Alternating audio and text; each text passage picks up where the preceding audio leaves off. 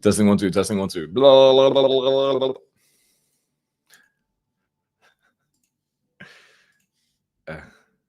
Is that better?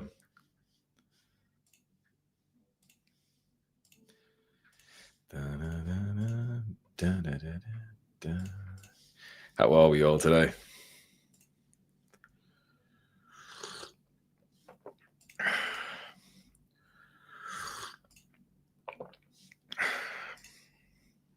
I'm still sick, man. I'm literally I've been sick for like the last few days, or even like over a week now. It's kind of annoying. I went to make this tea, and by the time I've come back upstairs, I literally like sat here for a few seconds alone before starting the stream because I was literally out of breath. That's fucked up, isn't it?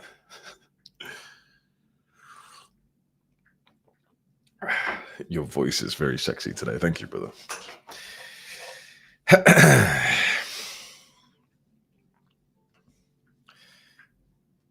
It is. Yeah, I'm sick. I should go batch all the voice notes to send to girls. Like every girl in your contact list, and yeah. Hey Sarah, how are you? Yeah, it's so good to speak to you again. You know, what are you doing next week, Sarah?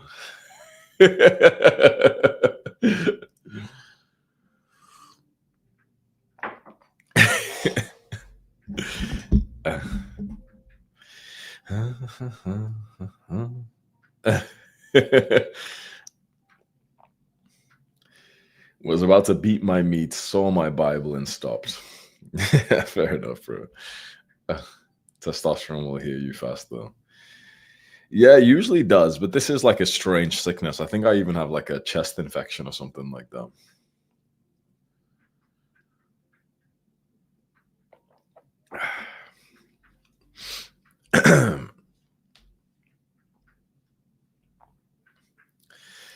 Vlad said, I need $500 more to buy ECC for 1 year, and I want it so bad. Should I get a job for 1 month? I think you want to try your best not to get a job.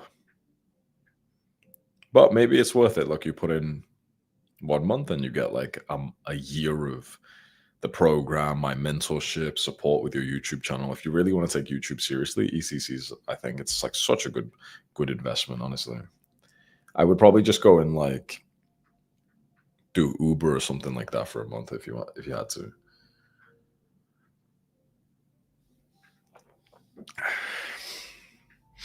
Do do do do. Do do do do do do do.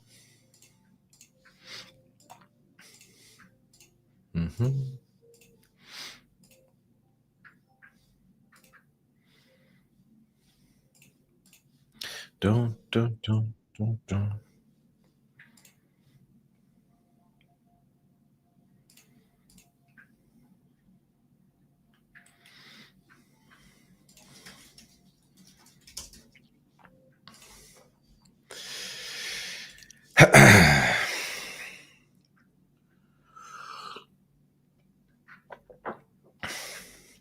It's actually sad to think a lot of women sell their bodies for less than a Big Mac.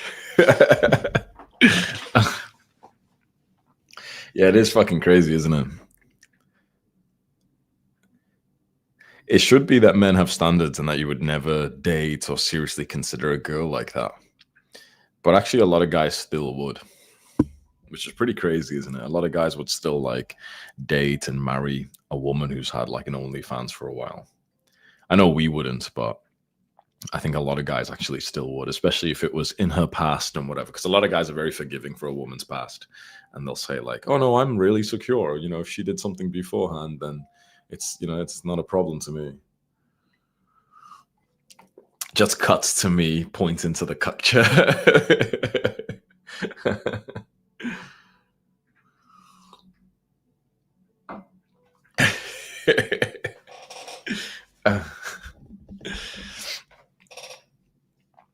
This anime Guna.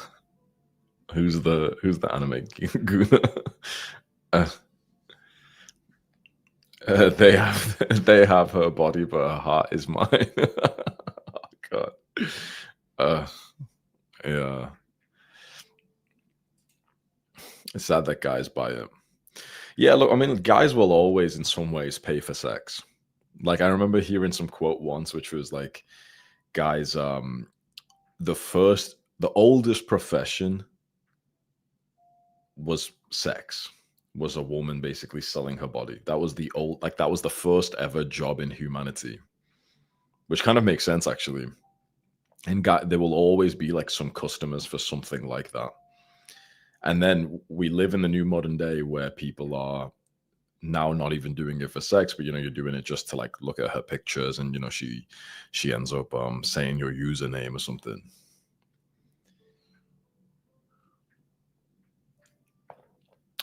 Like she says like XX Dragon Slayer 64, and then you fucking and then you not like that's so fucking pathetic, man. Why do you worship white women? I wouldn't say I worship white women, bro. Just got a preference, bro. There's a difference.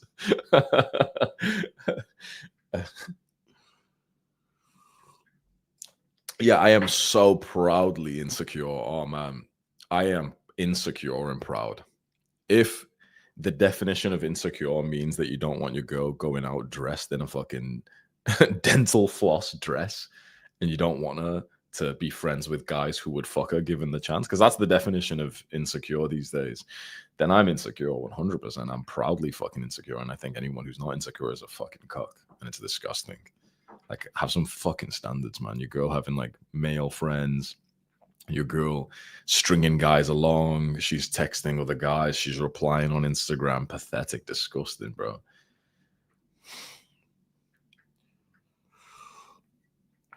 Be insecure, boys. This is why I'm about to go make a batch of the cook reels.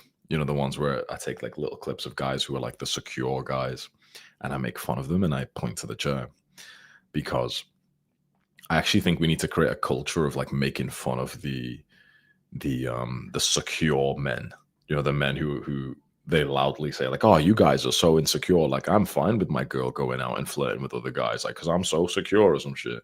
Oh, I'm fine with my girl having friends who want to fuck her." We need to start making fun of those guys more.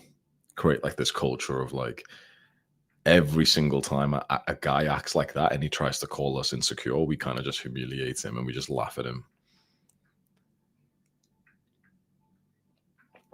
Because it's not fair. These guys get like easy digs on the confident guy, on like the strong man, and say like, "Oh yeah, he's insecure or whatever." Bullshit, man. Don't you ever let anyone try and pressure you into having like no standards for your relationships.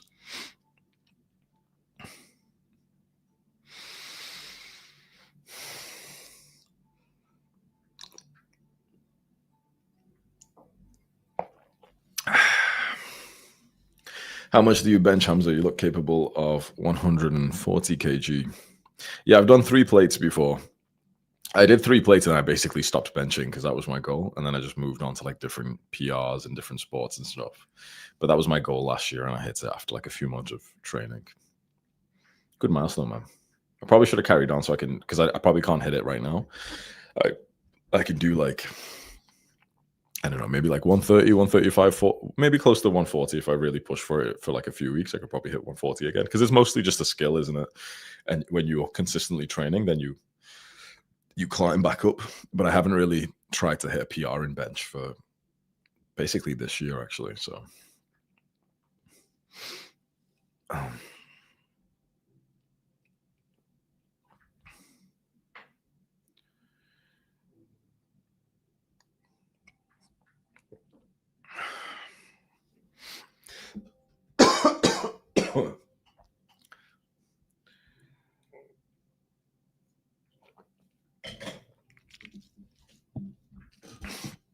what are we all struggling with, boys?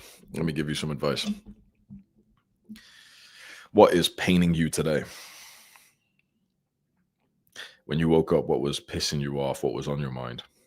Let's see if we can help each other out.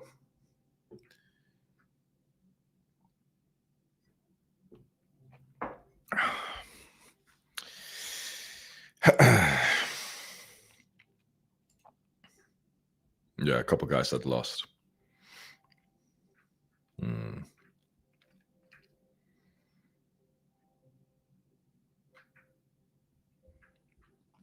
Who here has made really good progress away from lust? And how did you do it? Write it in the chat for us. Who's made really, really good progress with lust? It seems to come in like in waves for me. Like I'll have a few weeks, even longer, where I'm able to control it and it feels good controlling it. And then I'll have other periods where it's like it's 10 times harder and you end up just slipping into it again. And you're in that sort of season of being lustful again for like weeks, even months, and then you come out of it again. And you know what I mean? On, off, on, off. Like the desires never really go away, but sometimes it's kind of like you can feel the desire for wanting to be lustful, like jacking off or having sex. And you kind of can fight it effortlessly. And you're kind of like really hyped to, go to the gym again and to do something else, whatever. But then other times it's like that craving comes and you just already know you're like succumbing to it because you're kind of like not really rejecting it. You're almost like entertaining it, thinking like, oh yeah, when I get home from school, I'll jack off. I'll that girl looking, oh yeah, I might fuck her again. She just texts me, whatever. You know what I mean?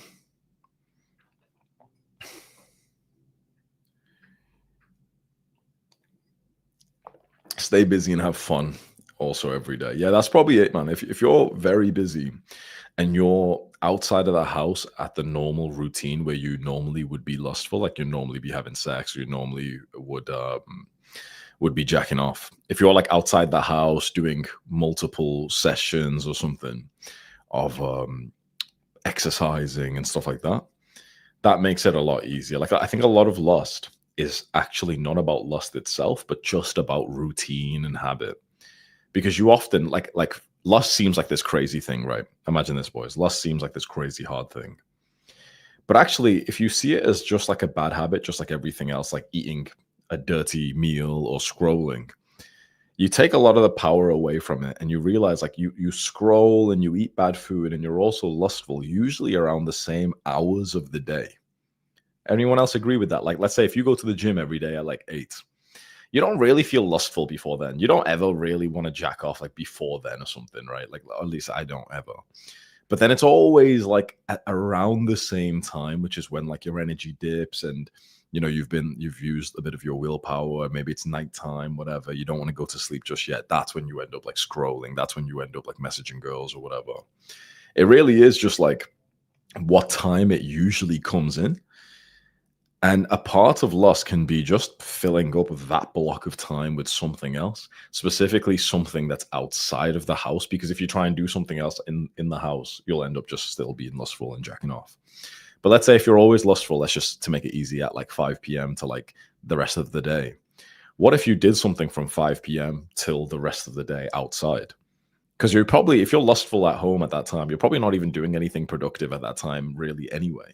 So imagine if the only thing you really do is like learn, but all you do is like watch YouTube videos, but then you often end up jacking off from 5 to like 9, for example.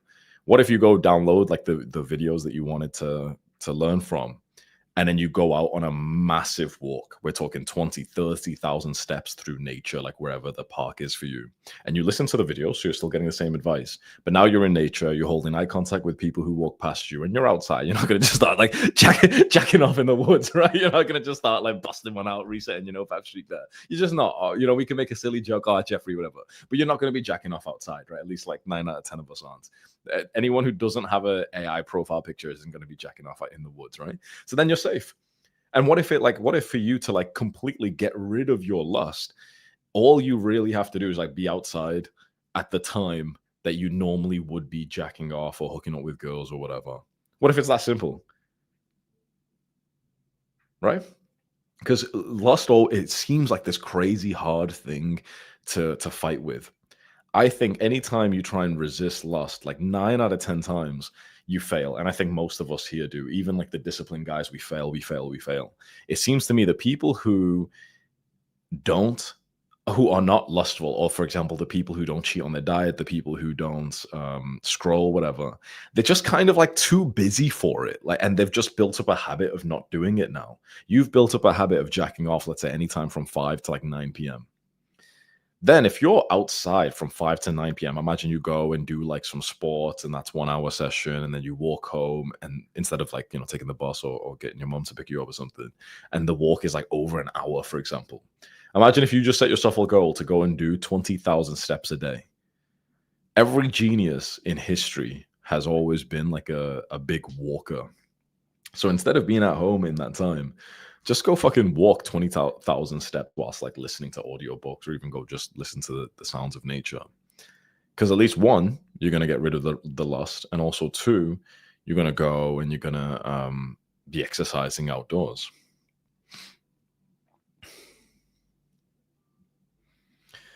Bozo said, the problem is I used to normally do it just before I went to sleep. It was hard to break that. Yeah, so that's a big one, right? So you're not going to just go for a walk at that time because you just need to sleep. For that, specifically, if you are the type of guy who's jacking off just before you go to sleep, just keeping your phone in like a different room seems to be huge. Okay, figure out the alarm and whatever. Go get like a fucking like a real digital alarm clock or something. And just leave your phone in a different room. Set an alarm on your phone if you have to, on your watch or something, right?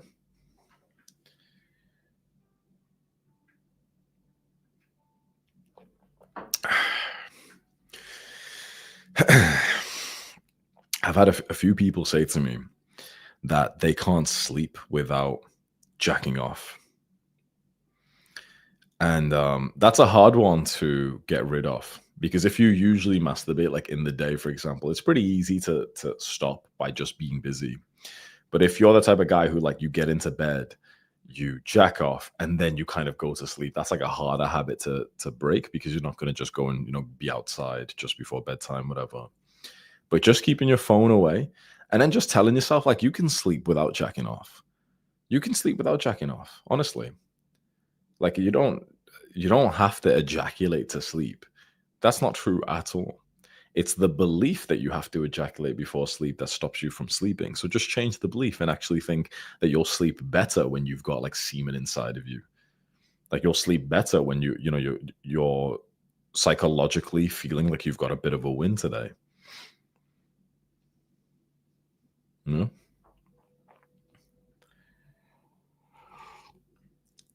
Summit, what do you mean by softcore stuff? Do you mean like TikTok girls or something? What about blue balls? Honestly, enjoy it. Like as long as you don't like edge, if your dick's hard, right? Enjoy it. Honestly, I was just thinking about this because how old is everyone here? You're all like quite younger than me, right? I assume you're all like 18, 21 years old, or a few of you guys are 17, aren't you? 17, 22, 18, 17. Yeah, so you're all like 17 to 21, basically, 22. Yeah. Okay, so your average age is about 18, 19. Yeah, probably was still about 18. So you guys still get like random boners like through the day, don't you? Like you're just like hanging around, you'll randomly get like one thought about like sex and your dick just gets hard and it's like uncontrollable, right? Type one in the chat if you still get that. Because honestly, like when you get to about like 25, 26, that doesn't really like happen as much anymore. Like your dick obviously still gets hard when you want to like fuck a girl and stuff, but you don't really just get like a random fucking bonus like through the day anymore. Like when you're trying to work and everything, or like quite rarely, like, right? Maybe a couple times a week it'll be like I'll be going through the day and my dick just randomly gets hard. But most of the time it's like my dick only, like once you're past like 25 years old, your dick only really gets hard when you're actually like speaking to a girl, when you're about to have sex, whatever. Okay. And but when you're young, when you're like 17, 18, you'll literally you'll just be like, I don't know, existing, and you'll just pop a boner, right? It's crazy. I was just thinking about this a few days ago. I was like, oh yeah, like that's so crazy. Like respect to you guys for being on nofap and retention when it's this difficult, because not being lustful is still hard for men my age, but for you guys who are like 17, 18, honestly, you have my fucking respect for trying to resist with how extra horny you are. Like, think about it. I'm not natural, right? I even fucking inject testosterone, so my test is like fucking double, triple the average man's. And even like for me, it's very hard to like not be lustful. But for you guys, I guarantee you get like 10 times more fucking erections randomly through the day than I do. And it's still really fucking difficult for me to not be lustful, never mind you. Right. So it's like good on you for being here and for trying your best, honestly. I was just randomly like I was sat around a few days ago and I just thought of when I used to be like, I don't know, 15, 16, 17. And I just randomly just get so horny like 10 times a day and you get a massive fucking boner. It doesn't go away. Yeah, good on you guys, man. That must be so fucking difficult, honestly.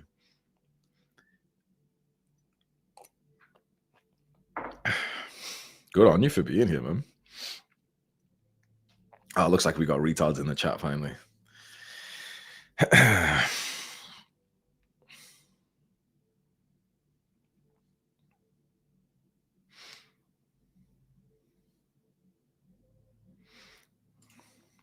Goodbye.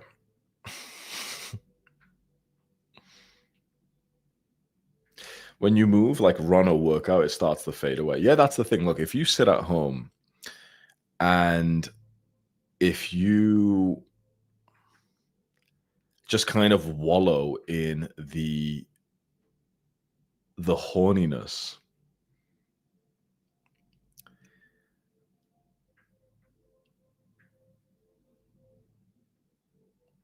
it will be very hard.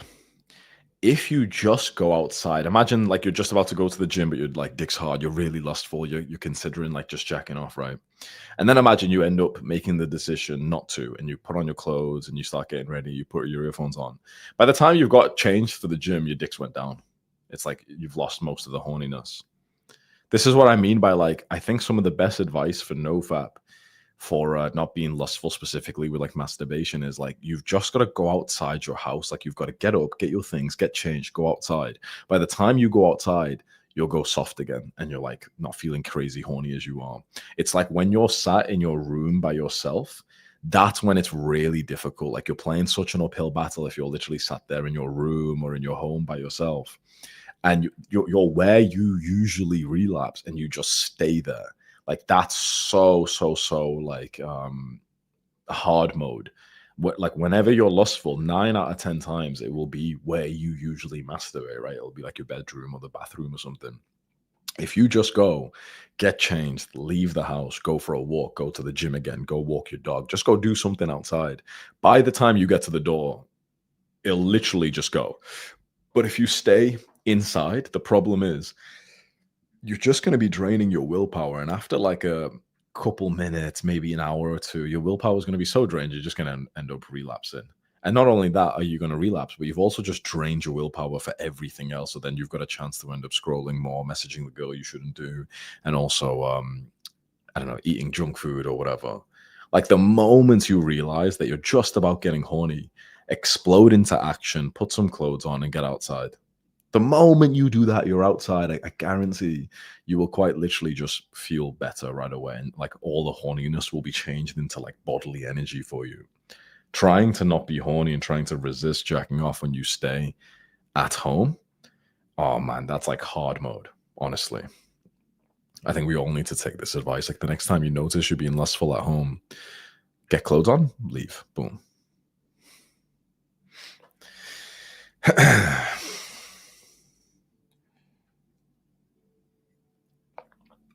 Breath work doesn't work when you're horny. Yeah, to be honest, you know what? Sometimes when I used to give advice to people, I used to say like, "Oh yeah, like breath work, meditate, feel the energy." But I'm not gonna lie, I don't think that works that effectively. And it's never actually the advice that like I've actually taken to not be lustful myself. It sounds like great advice. It's like like the type of advice that like ChatGPT will give you, like, oh, like do some meditation when you feel horny. But bro, I'm telling you right now, that's not practical. What's actually practical is something physical, not mental.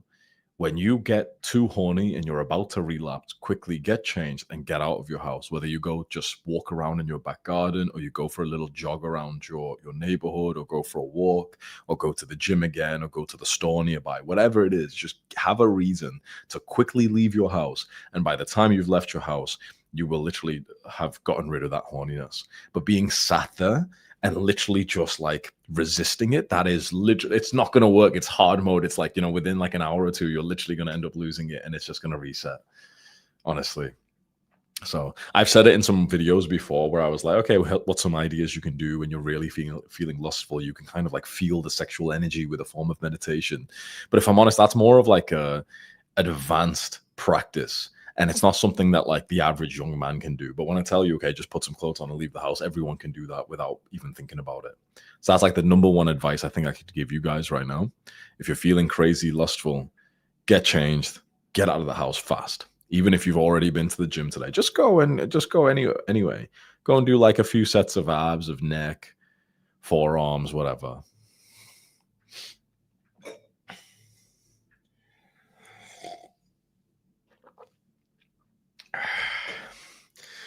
You're welcome, Soykan. By the way, Hamza, you're in a Magic Maya vid. Who's that, bro? Magic Maya.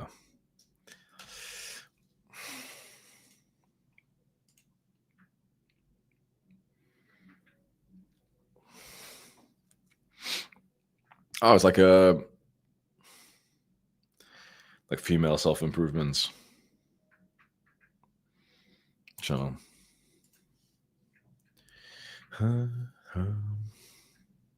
Look, glow maxing. You're on Magic Maya's on a glow max thumbnail. What's glow max mean? It's like a topic she does.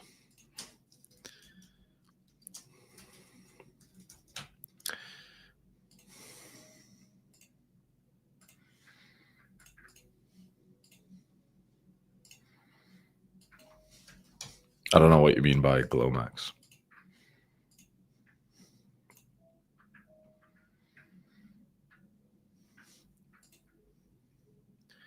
On a glow max. What the fuck are you on about, bro? What the fuck is a glow max? What does that mean? I searched there with nothing glow max. Nothing came up, bro. I'm just getting fucking Indonesian makeup. It's like 5 to 10 month old. Oh yeah.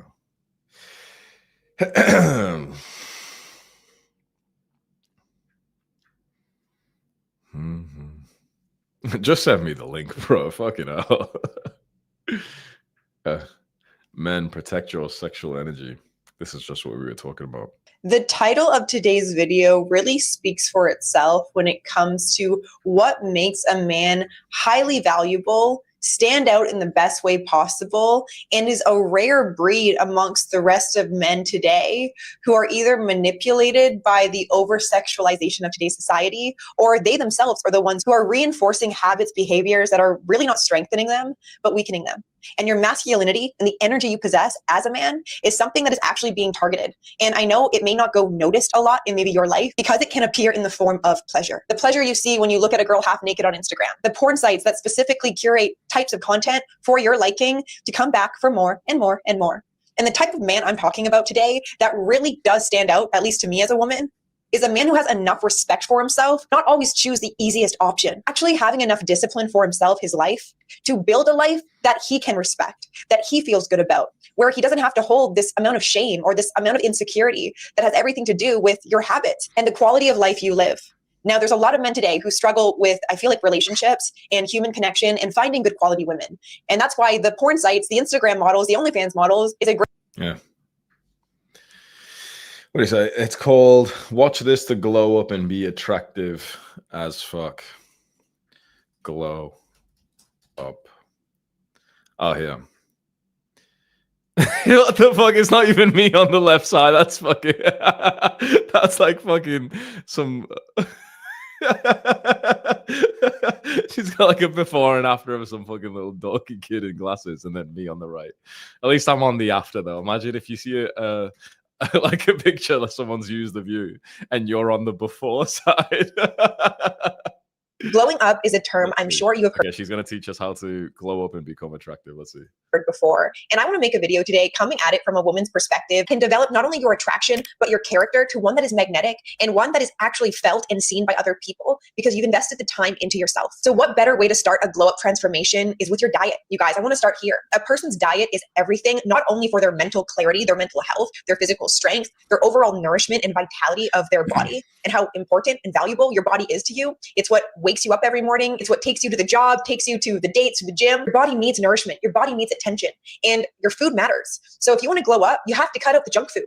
I'm talking about the McDonald's, the Taco Bell, the Chick-fil-A, the processed diet of swimming or running or biking, whatever it is for you. Make the physique that in video games, distracting himself, doom scrolling. Looks, they do matter, and they are a huge part of attraction for good reason. They also reflect a person's this quick fix that's going to get you the results overnight. Working out not only is a great way to relieve stress, build up that testosterone, using it for the betterment of your life, has everything to do with your confidence by how you look, but it also showcases a level of care you have for yourself. And this should matter to every single person, is putting time and effort into yourself. And the gym is a great place to start. We are here for the glowing up is actually challenging yourself, challenging the parts of yourself. This is the reason why, yeah, it sounds like AI advice, doesn't it? This is the problem of girls giving advice to men.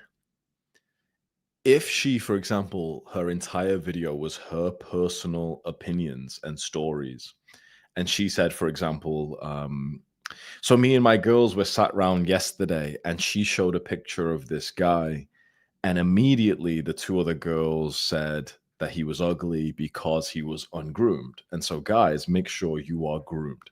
Done. Okay, that's actually pretty valuable. Because it's, you'll remember it, right? You'll visualize her being sat around with her friends, whatever. But when women give advice to men and they don't talk about their own personal opinions or stories, and they just kind of give you blanket advice, the advice is extremely shallow. Like, she doesn't go into detail other than like, oh yeah, work out because, it'll make you confident. It's like, that's like key stage 1, fucking level 1 advice. You need the kind of advice more like from a guy who tells you, oh, when I was 17, I only used to play video games. And then my brother invited me to the gym. And within like 5 workouts of me working out, there was this one day where I had a pump. And I was there, like, dancing in front of the mirror. And I felt so good. And I felt so positive about my life because now every month I'm going to have a better physique. Like, imagine how good that feels. Like, when a man tells you his own perspective and he's giving advice to men, the depth of knowledge is so much greater than what a woman can give you. Let's say 99% of women, there's a very small percentage of women who have the kind of awareness for this, that they're very close to their partners or brothers or whatever. But if a woman's giving advice, there's nothing wrong with that. But if a woman is giving advice, I want to hear her say the word I 100 times in the video. I like it when a guy is really well groomed and he gets a haircut from his barber every week, because I've also dated a guy who was only getting a haircut like every few weeks. And then, it would go kind of like outgrown a little bit. And when he would get a haircut, he'd be so much more confident. But then, it would kind of like go down from there. If she says that, then it's like, you're watching it, you're thinking, oh yeah, fair enough. Like, that completely makes sense. I'm sure there's so many women who would feel the same way. But when a woman's just giving blanket advice to men, most of the time she doesn't really fucking know. If she tells you about her and she says, oh, with my ex-boyfriend, he was like this and that made me feel like this, that's valuable. Like, imagine if a woman told you like, oh, I was dating a guy who I was crazy about. Like, he was like, the man of my dreams, the man of my life. And I would have done anything for him. I was his whenever he wanted me. But then he did something that gave me the ick. He did this thing, he acted weak one day. I saw him watching watching porn one day. And after that, I never saw him the same way. If she speaks like that, it's like, you can't hate her for that because that's just her sort of personal opinion, her experience. But you'd be watching it thinking like, oh yeah, that completely makes sense. Like, imagine being like a woman's like, like her like dominant alpha male type of guy. She's always yours. She's ready for you. But then she sees you do something like completely fucking beta male weak trait, like, jacking off or some shit like that. Okay, she loses respect. Okay, I'm going to make sure I never do that. You know what I mean? This just like no offense to this girl, but like this just sounds like fucking AI advice. I'm not gonna lie. So this is the problem. Like whenever women try and make videos for men and even for like self improvement in general, I'm not really impressed. Honestly, I don't think I've ever been impressed by like a female sort of self improvement, especially for men and for dating as well. But like, I don't think I've ever been so impressed by that. I'm not gonna lie. I actually think what Oliver said there. I think I would give. I mean, these girls are giving it advice to men, but I think I would give better advice to women than actually women would do, because it's like women are not good at giving advice to men, but men are actually good at giving advice to women. That's the difference, you know, because generally, you know, it's like the father figure that teaches the daughter this thing, that thing, whatever. So yeah. Because I get asked this all the time by guys. They say like, Hamza, is there like a female Hamza that I can send to my sister or to my girlfriend? And I'd love to say like, oh yeah, you know, this girl, she really teaches good values and stuff. No, I have not seen it. Honestly, I've not seen it. So I debated actually to think once that like maybe I would do it, not even as like a business move, but just to fucking teach the girls how to become like an upstanding woman. Because like name one good female role model of the modern day. You know, if I asked you 5, 10 years ago, name one good male role model, you wouldn't be able to name one. They were all like random fucking PC, low test little soy boys. Now that's different. Now there's actually plenty of good male role models because men have really capitalized on that sort of need. But so far, I don't think there's been any really good women who have capitalized on the need for them being like a female role model for other women who actually teach it as well. Like, let's say, is there like a woman who teaches you know, women to become more feminine and whatever? And I've not really seen it so much. They're usually like weirdly kind of masculine, but they have the audacity to talk about like feminine energy. And the reason why is because by nature of being a feminine woman, they will not be grinding the content game. So if there are some girls who do post some good advice, they'll never really be seen because they won't grind the content. So this is why like the Wizard Liz is like the biggest female influencer or whatever, and it's just like weirdly toxic. She's like a prostitute from Dubai because that's the type of person who will grind the content game. But a genuinely like feminine woman won't grind the content game. She'll make like one video and then she'll just like quit basically. So yeah, the best female role models of today are basically like the Wizard Liz, Sadia Khan, and like who else, bro? Like honestly, it's like it's actually such a bad fucking bunch. Honestly, that's the best fucking role models that the women have these days.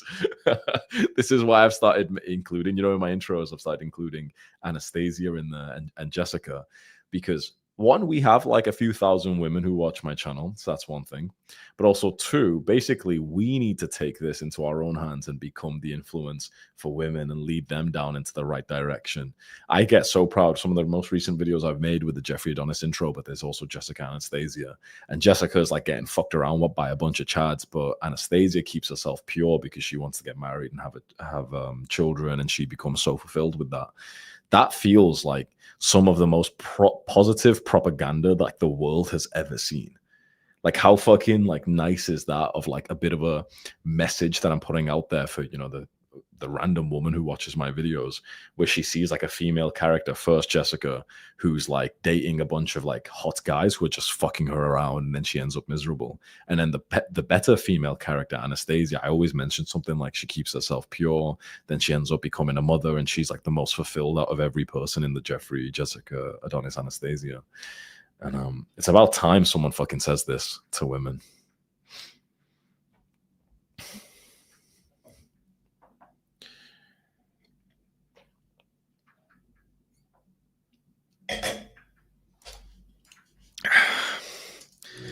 Give me one sec, boys.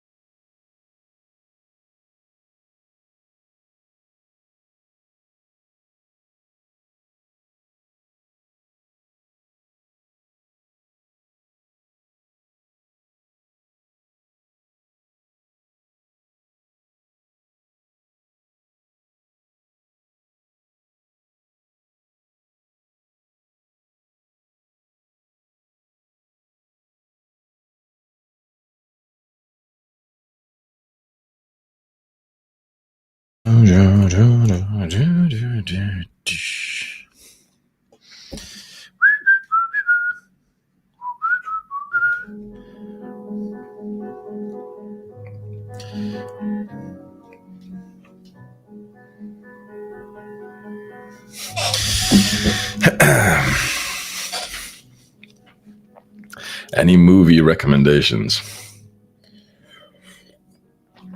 Bro, most movies are just goy slop propaganda.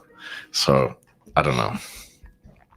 And any movies that are not little degeneracy propaganda, I don't know. There's something just gay about like the art form of movies. You know how okay, look, every movie made in the last 20 years is propaganda to make you a weak, degenerate, trans, like fucking gay black guy who's in an interracial relationship. It's just fucking weird, right? It's just stupid, right? So every movie in the last 20 years is gay as fuck. But then before that, you have some of these older school movies like Fight Club, whatever. And the thing is, like, bro, they're okay. I don't know why the fuck some people are there, like, oh my god, my self-improvement is masturbation, self-destruction. You sound like a fucking dork, bro. Like every time someone says that to me, and they quote Fight Club, I'm like, you sound like a fucking dork. And they'll say like, oh, but no, trust me, man. This, the Godfather movie. Oh, it's really good. It's like 3 hours long. Oh, just shut up, honestly. Or like I think being so into like consuming this art form of like movies, when the thing is, it's not art. It is quite literally propaganda. I just think it's pathetic, honestly. And the older school ones, which are a bit more, they're less PC. Even then, when you're watching them, that like I can't be the only one who's just kind of bored when you click on some random movie, right? 9 times out of 10. Like there will be a random time when there's a movie which was really, really enjoyable, especially back when I was like younger. But now it's like I find it like there's been a bunch of times where I've tried to like sit through a movie, and most of the time I find it so difficult because I'm like, why do I want to be sat here like fantasizing about other men accomplishing something? Like it's not as bad, but it's on the same wavelength as just porn. Like you're just looking at another guy on the screen. I wish that was me. Like men who watch like action movies, it's so gay. Like you're sat there like a fat little loser watching like James Bond. Like, oh yeah, me and James Bond are so masculine. We shoot guns and stuff. That's so gay, honestly. Like go fucking live your own life. Make your life into a movie. It's not that hard. You need to get to the point where watching this stuff 9 out of 10 times is actually less fun than you like not watching it and just going to do your normal day-to-day life. The only time I would say it's actually genuinely fun is when I'm with someone and it's like a social thing. But then at that point, like just being social with them is fun anyway, right?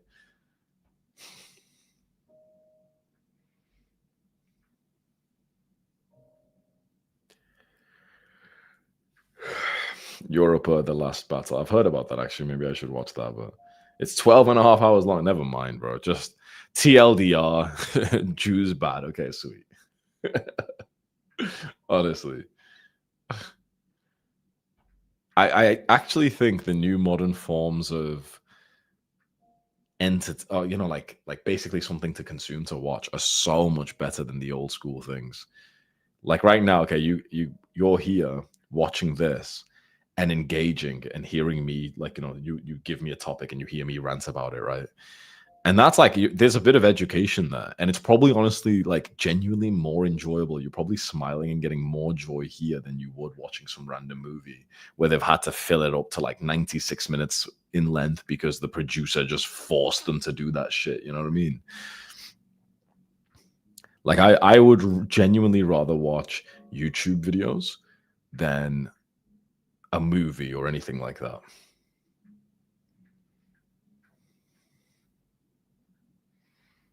Django was good. This is what I mean. I'd say about 9 out of 10 movies. I don't know. It's hard to say because most movies I watched, which I actually enjoyed, was like about 5-6 years ago. So if I tell you some movies I like, it was based on like when I was basically a fucking loser and I just used to sit around watching things. I think if I watch the same movies now, I'm not sure if I would like have as much enjoyment. The only time I think I'd enjoy a movie now is if I just started to like dopamine stack and get a bunch of snacks, and I'm with a girl as well and we keep fucking midway through the movie. Then at that point, bro, it's just fucking dopamine overload, right? So it's like, what fuck are you doing?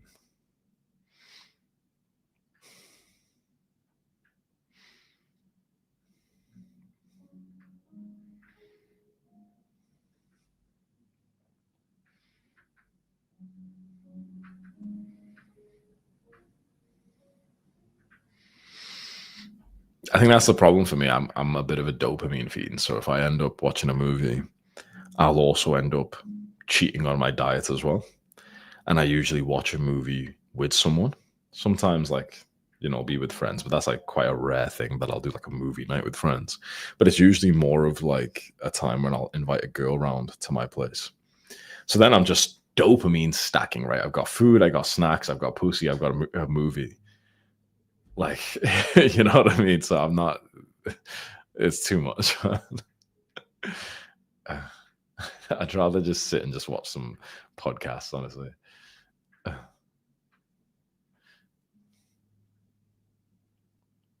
It really is dopamine maximum. When I first started like self-improvement and being disciplined back in like 2020, I this is when I figured it out. I used to think to myself, the 1 hour that you spend like watching TV or watching some TV show or whatever, I was getting more fun literally doing my normal routine, like working out and educating myself. Like I have more fun reading a book than I do watching something. Anyone else agree with that? Like I have more fun reading a book or watching something educational than watching something which is supposed to be for entertainment. Like I'm not entertained by what the masses are entertained by, and that sounds so cringing, so gay, but it's true. I'm not entertained by what like the fucking Jeffries find entertaining. I'm not. 9 times out of 10, I'm not entertained when I watch some shit like that.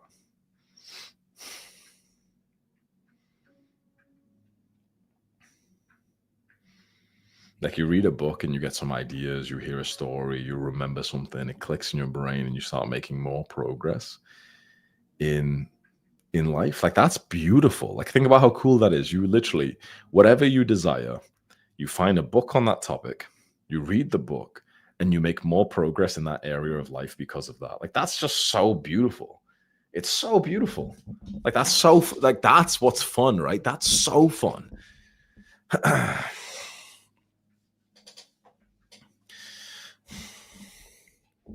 What a nice physique.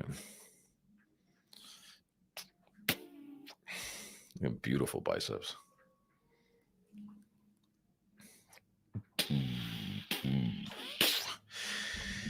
Physical books or Kindle? I usually go through a little phase of going through physical books, but the Kindle's always going to win.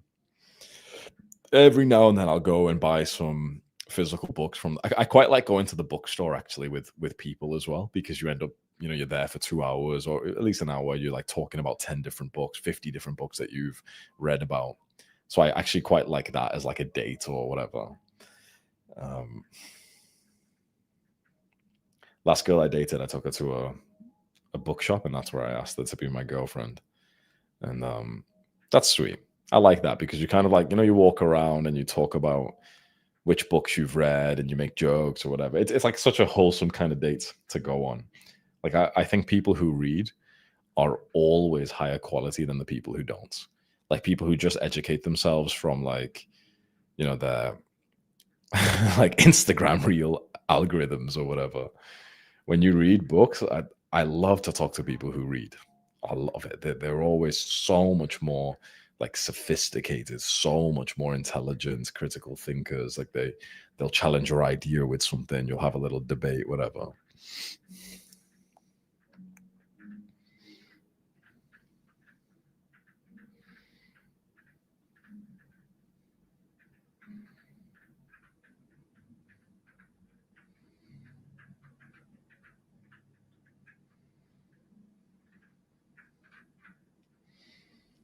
People who read are very interesting. Yeah. Now, I don't really read any novels. And the reason why is because I read like self-help type of books and they always get so much hate, but I think they get hate from fucking like pathetic little normies most of the time. But when you read a book which is on self-improvement or it's on business, whatever, 9 times out of 10, those books have actually got stories in them. And they're actually quite entertaining to read, even though it's an educational thing. So you can read a novel because it's it's entertaining and there's a story.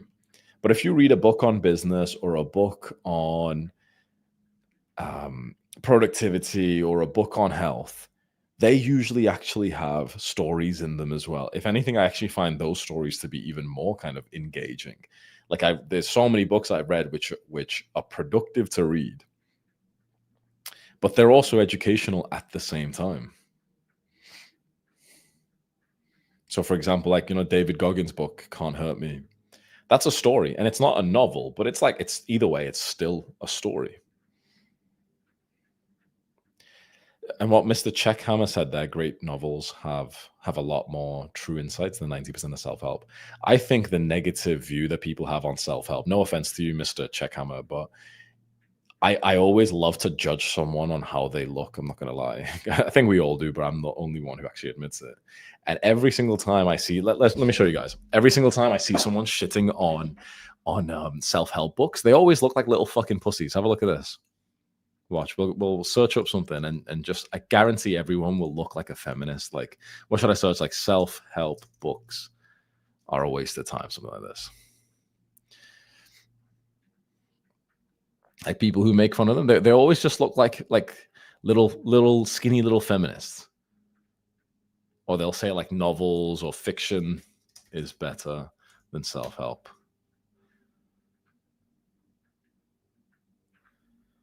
Like, why am I going to take advice from these types of guys?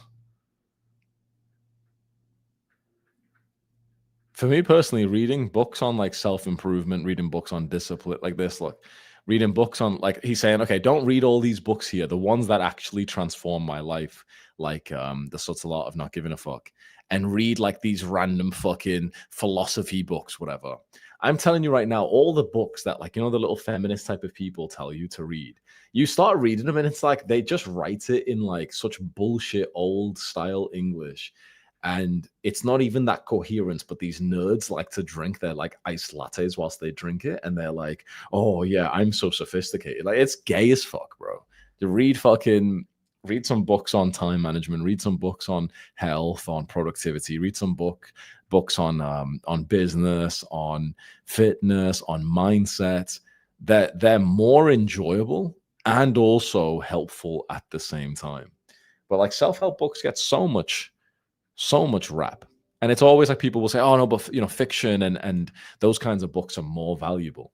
But the people who say that, they don't look like they've made any real progress in life anyway. So why am I going to listen to someone who says like, oh yeah, self-help books, they don't help. I read fiction and there's more like real life tips from a fiction book. But then that guy looks like he's like, he doesn't even fucking go to the gym. He doesn't even like make money. He doesn't do anything. He's just sat there like with his matcha latte.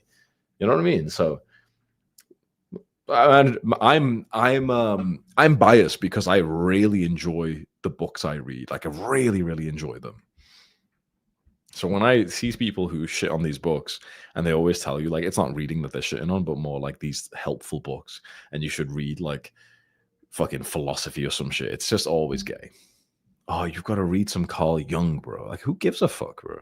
Oh, you've got to read this fiction book about 2 trans lovers. It's, the advice in that, like, the plot twist is really good. Like, who gives a fuck, bro? Oh, this erotica book where, the woman and she's really poor and then she has to make money by jacking off werewolves.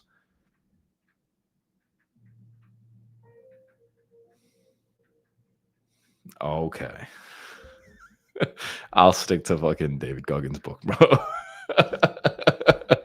No, you don't get it. Look, so the first werewolf is younger than her, and like, what bro? I'm good, bro. I'm good, man. What the fuck? no, you don't get it. And then Carl Jung comes in and he helps with the other. Like, what the fuck? The shit you guys are reading, bro.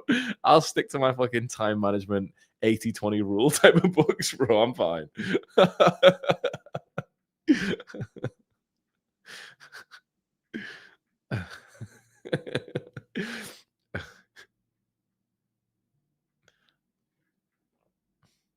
The same, like what Lucas said, like classic novels. Like, name me a few and let's go have a look. But I guarantee, like, they're just classic novels. I guarantee you'll be reading it and it's just boring as fuck and it's just so overrated. It's like the kind of thing that I really think people do it because they're like performing and they want to look all sophisticated in front of other people. But you weren't really like actually enjoying yourself when you were reading it. You know what? Like, anyone else agree with that? Like, type 1 in the chat. Who else is like, very happy reading like productivity books, self-improvement books, whatever? But whenever you see people tell you like, no, you should read like novels and fiction and you should read like philosophy, every time you hear that, you're like, I don't want to read whatever you've been reading, bro. You know what I mean? Okay, you would probably enjoy White Knight by Dostoyevsky. Okay, let's see. Let's see if I would enjoy it. White Knight Doves. Let's see. Let's get a PDF of this and let's read it together and let's see. I guarantee it's going to be old English and we'll read it and it won't even fucking make sense. I guarantee it, bro. All these old fucking books are always like that. Oh yeah, this is really fun, guys. Oh man. Oh no, you just don't get it, man. You've got to read in between the lines. You don't get it, Hamza. You don't get it, man. You've got to read it. Oh yeah, this is sick, boys. This book's changed my life. Okay, wait, I saw Jew somewhere. What did it say? The Jew. Oh yeah, I can't wait to read that chapter, bro. Okay, let's go. White Knights, a sentimental story from the diary of a dreamer. First night. It was a wonderful night, such a night as is only possible when we are young, dear reader.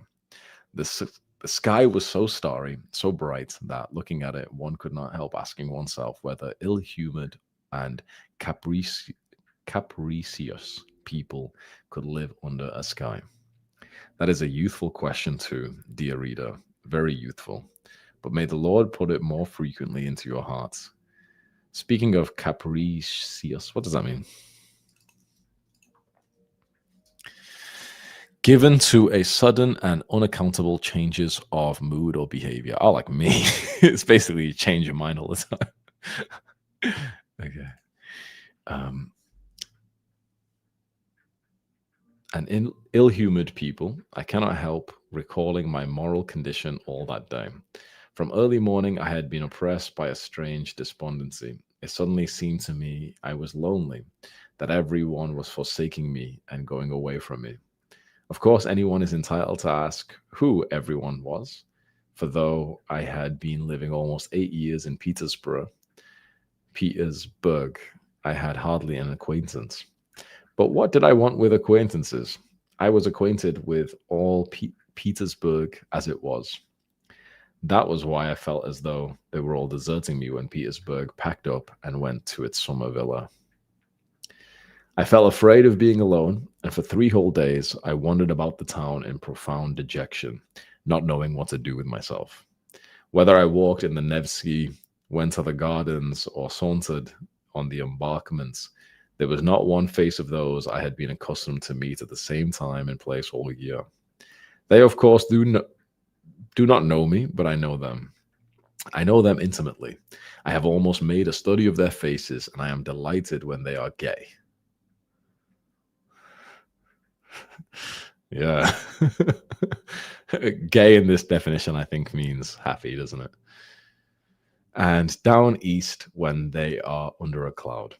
I have almost struck up a friendship with an old man whom I meet every blessed day at the same hour in Fontaka. Such a grave, pensive countenance. He's always whispering to himself and brandishing his left arm, while in his right hand he holds a long garnel stick with a gold knob. I don't know. Seems kind of gay, you know. Uh, what do you think, boys? W or L for Dovesky? I think I'm gonna have to give that a fucking L. Not gonna lie. What did we gain from that? Was that very enjoyable? No, not really. Did your life improve because you read that? Not really. Did you get an idea for something that you could use in your own life? Not really. So this is what I mean. When there is a book like this, for example, and it's not practical to implement into your own life, then all there is the entertainment of it. But the entertainment of a book like this is not even that high. It really isn't. I think half the sort of joy of reading a book like this is being able to say that you read it, because it's a flex, isn't it? It's like a multi-level marketing strategy. Like, oh, but I've read Dovosky and you've only read Carl Jung, but you know, Freud was actually correct. It's like, it's just like a anyone else agree with that? It really is like a multi-level marketing. Like if they can convince you to read these types of books, they seem sophisticated. You know what I mean? Right? I really think that's the case here.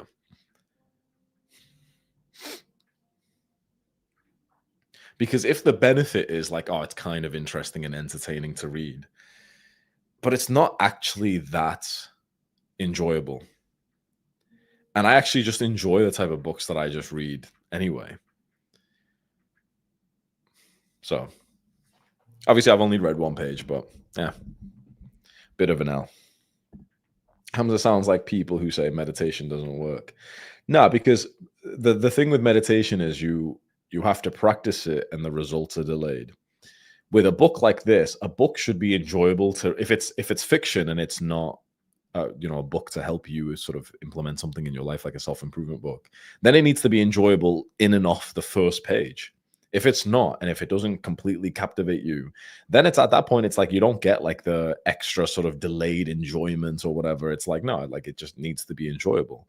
If the reason why you're reading a book is only for joy, then it needs to give you the joy now. If the reason why you're reading a book is more, or you're meditating for some progress, then it can make sense. Okay, it might take a few weeks for it to show up. I'm not convinced that these books are actually that fun or even practical.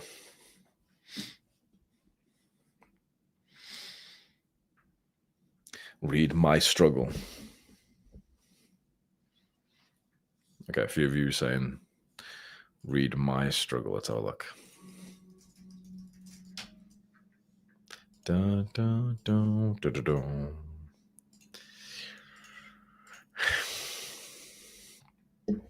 My Struggle. Oh, this is Adolf Hitler's book. This is my Mein Kampf. Okay, let's do this. Mein Kampf.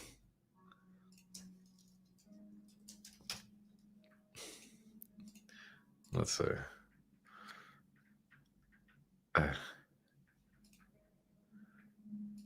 Interesting. My internet just got really slow right now.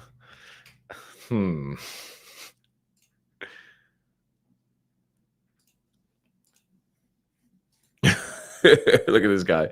Indian Cobra. Your Indian cry harder. You sound like a fucking retard, bro. Okay, let's go. I'm just gonna leave this guy up on my screen. This one. Okay, you guys see this. Mein Kampf, Adolf Hitler.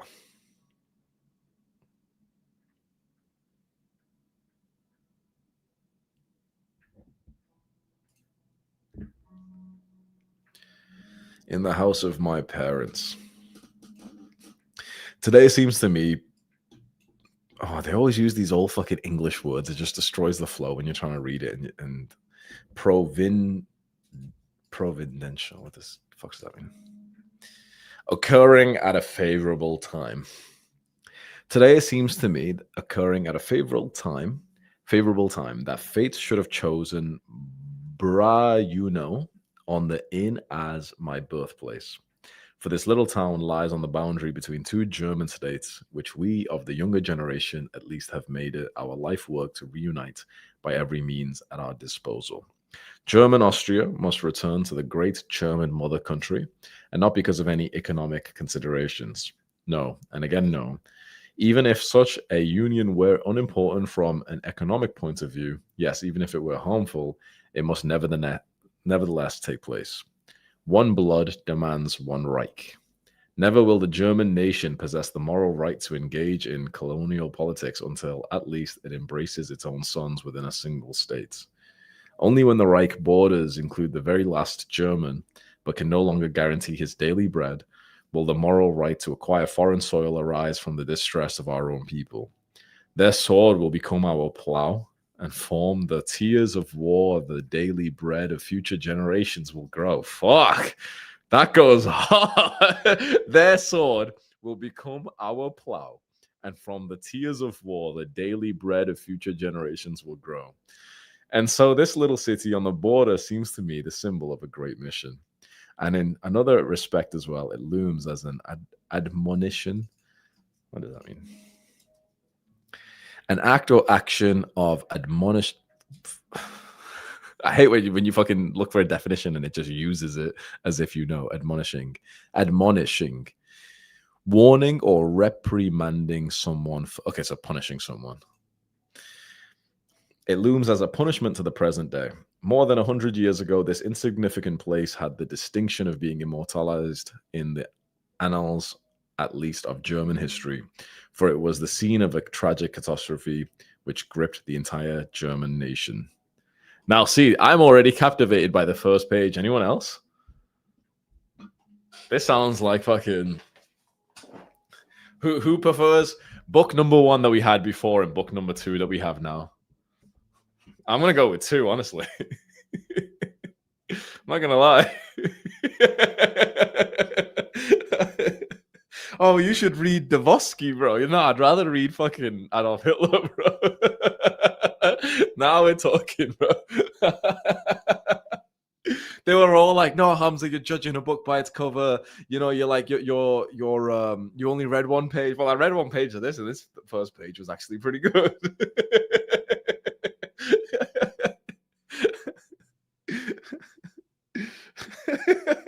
That's funny as fuck. Read 200 of both. Oh, bro, do I have to?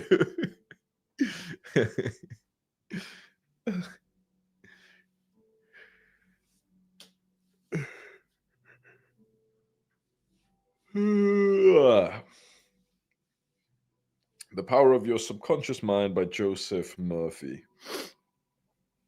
I've not read that, but I do find a lot of the times I'm not sure how valuable that type of topic for me is. I think for someone who doesn't really understand, but I find that now whenever I read a book about sort of affirmations, visualizations, subconscious mind, it doesn't really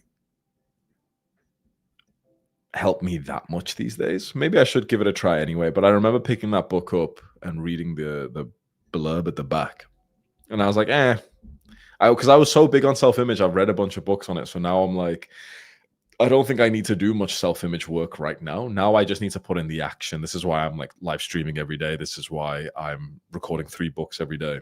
Sorry, 3 videos every day.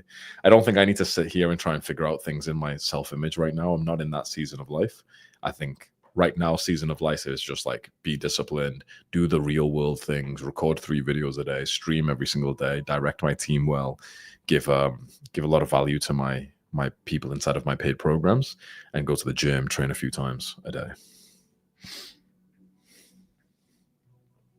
Let's read the first page of your book. Let's have a look if I can go find it.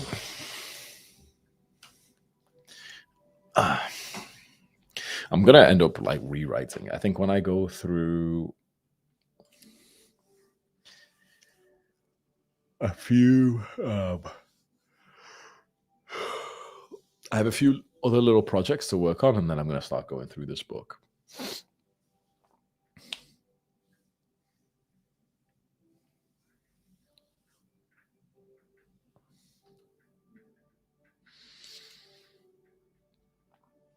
$80,000 words.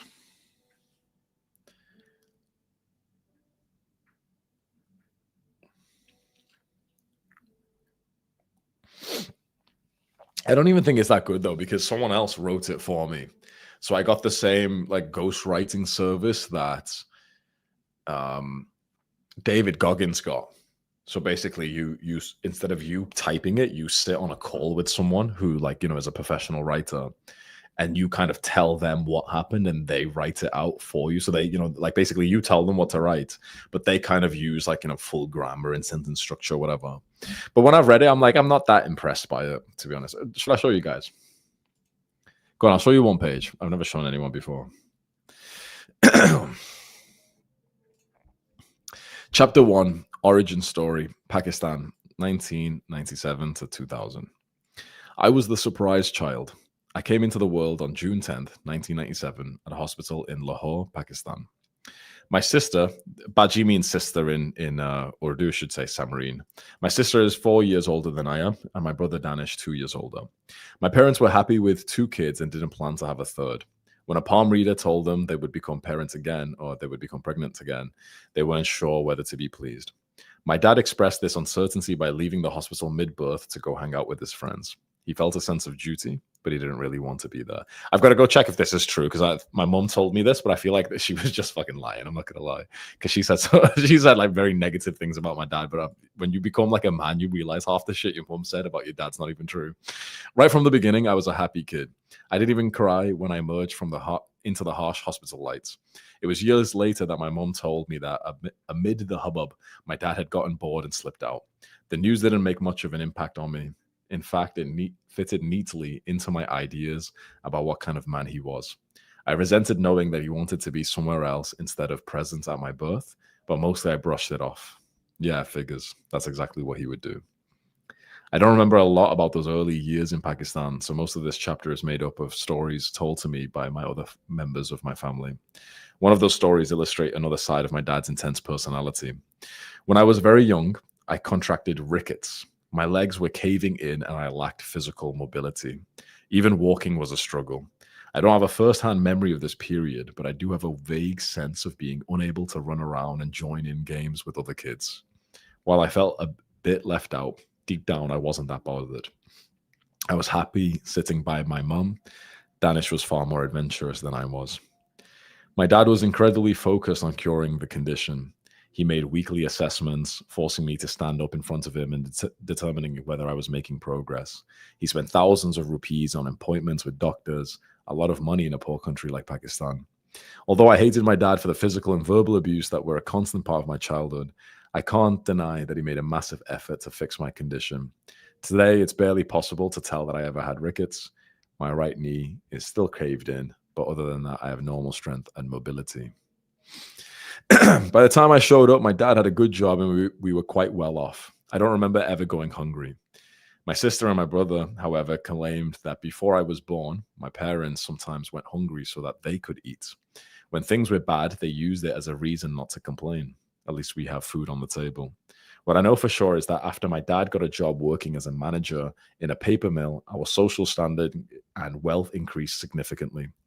There were financial hardships in my childhood. Later in England, my dad worked 2 jobs, but I barely noticed. All I cared about at the time was playing video games. See, it's a little bit all over the place. Like the way the guy wrote it was not actually like very impressive. Like, I don't like that we teleport from early baby life. Then I'm kind of saying, okay, you know, we flash forward for a few seconds here and here. We're talking about video games, even though we're talking about, like, you know, when I'm a baby, whatever. So it's a little bit all over the place, but it's kind of cool though. What do you guys think? I think I'm going to end up rewriting all of it, you know.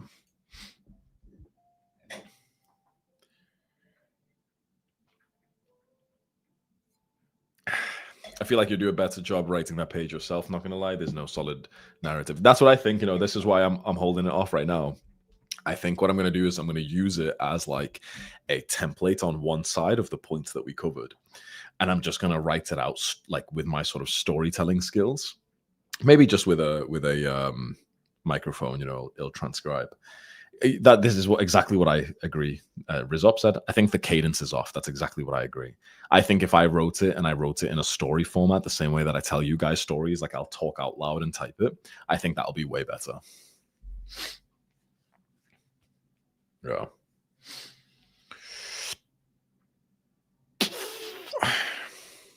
This is why I said I will do. I have a few little projects right now that take up a bit of time, and then once they are done in the next, probably maybe within a month, then I will start writing it, and I think I'll just smash it out over a few weeks. I think I'll just like very much like Can't Hurt Me. I will just write it out, and I'll write it like my way, basically. So this is kind of like a first draft, but I think a whole rewrite will end up being better.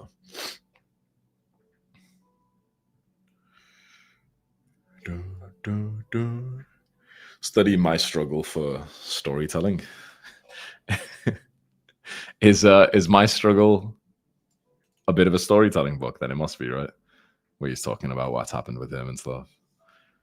My struggle. Any untold stories in there? Yeah, there'll be loads of untold stories. Yeah, I'll really have a think about quite a lot of things I've never really said on YouTube before. So anyone who buys the book gets like interesting new things about me that I've never really spoke about.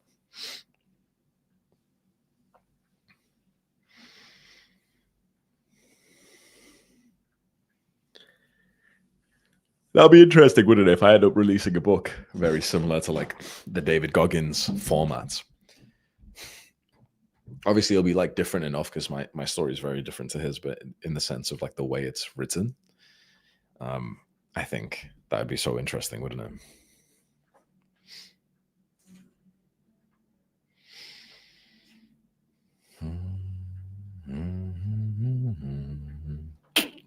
Thank you, brother. Adash. I can remember the times you were waking up at 4 and 5 a.m. to write this book. I was writing a different book before this one, actually. I wonder if I can find that one. But that book was, so this is the book that this company helped me to write. And the book I was writing before this one was, I wrote it, but I didn't really write it as like a storybook. It was almost like The Way of the Superior Man, where there was like 50 different chapters of advice. Like my idea was like, if I died, this is what I would leave behind in terms of advice, not of like my story. So I wrote that one, and I think I wrote like 40,000 words for that as well. Never released any of these though, never really finished them. I always ended up just like smashing it out for a few weeks and then thinking, you know what, I should just focus more on YouTube. But I definitely will end up releasing a book. Often whenever I debate YouTube and I debate especially like, the internet side of things, I often start fantasizing about being an author instead of a YouTuber. If you were like disconnected, like detached, like I've always fantasized about being like detached from the internet, right? Like being like some wild person who hardly even uses their phone or doesn't even have one. There was like this daydream, or it might have been a dream. I forgot what it was, but one time I sort of like, I think I dreamt of myself as like kind of like a pretty wild person who, for example, doesn't even have like a smartphone or whatever. But I'm with someone like, a girlfriend who helps me manage some things. And we still have a camera that I upload, like, we record with content and we just post it. But I don't really see the video. I don't upload it myself. I don't even see YouTube, whatever. And I visualized once, or maybe it was a dream once, that like I'm there with like a big bushy beard, whatever, but I'm still, like my wife like gets the camera ready. I record some piece of advice and it goes live without me even seeing anything. And one day a fan comes up to me and, it's proper wholesome. And he says like, oh, and congratulations on like 7 million subscribers. And I'm like, 7? I thought I was on like 2 or 3. Like I didn't even know. Like feeling like that far detached from the internet. I fantasize about that sometimes. Like you're not seeing, all the fucking trends on Instagram and all the new memes that people are talking about. You're just living in like the real world. I fantasize about that sometimes. And whenever I think about that, I often end up thinking about being like an author instead of a YouTuber because there's less, sort of internet use. But the problem is, even being an author, you are still going to be connected to the internet. You are still going to be having to build like a personal brand to even sell your book in the first place and get it into the hands of people. So either way, you still have to like post content and get a social media following. So yeah. Brother, you already look like a hunter. Lol, flex your biceps, bro.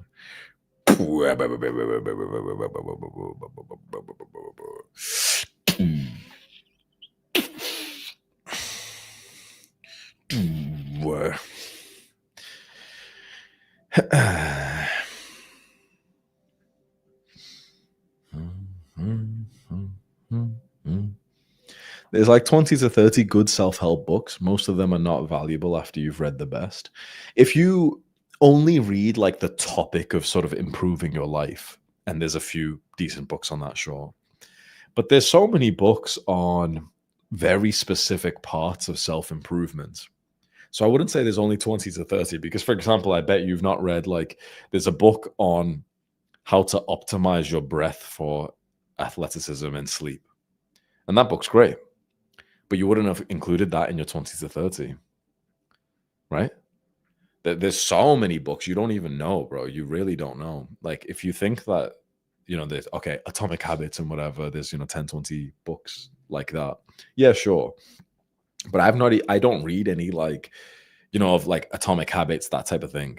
But there's so many books which are not on specifically the keyword self-improvement, but they're on like a part of what I deem self-improvement, which is improving yourself in like every way you can. So there's books on like what the guys are saying here, Oxygen Advantage, Patrick McEwen. There's a book called Breath. There's a book even called like Why We Run. And it's like a story of this guy who goes to like this random tribe, which are known for being elite runners and they don't wear shoes and they can run for hours. Like that's still about self-improvement because it helps you run better. And it's like, it's like a storybook on running. And this is why like whenever someone says, oh, self-help books are not useful, they're just boring. I'm like, are you reading the same ones as me? Because the ones I read are fucking interesting. Like, guys, think about that book. I bet none of you have read this one. Why We Run. Literally, like this random fucking normal guy. He tries running to be fit, whatever, but his shins hurt, his feet hurt, whatever. And he ends up like going to like this random tribe in Mexico where he almost gets killed by the cartel. Then he finds like these elite runners that live in like a tribe away from the internet. And they are like some of the best runners in the world. And he kind of gets their advice and it's like written in a story. Like that's cool as fuck, isn't it? And that's a book that most of you haven't heard of. So when people say like, oh, but self-improvement books, these types of books are not helpful. You should just read fiction and philosophy. I'm like, bro, I've read so many fucking awesome books, like Estro Generation. There's so many cool books. Like Stolen Focus is the one I'm recommending to you guys recently, where this guy is just normal like us.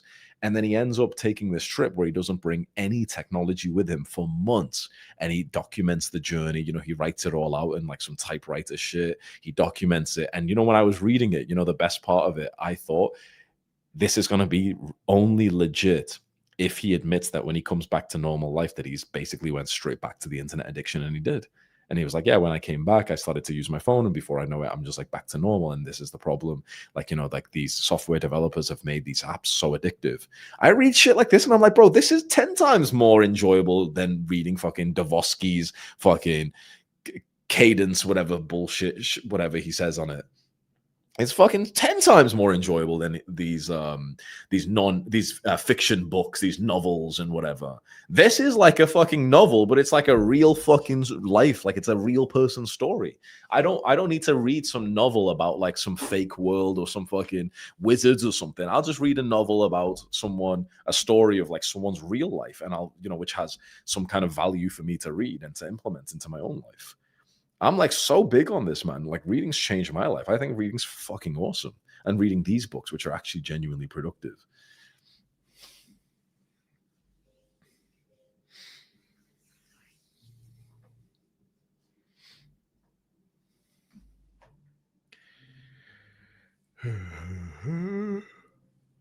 How often do you read a book cover to cover?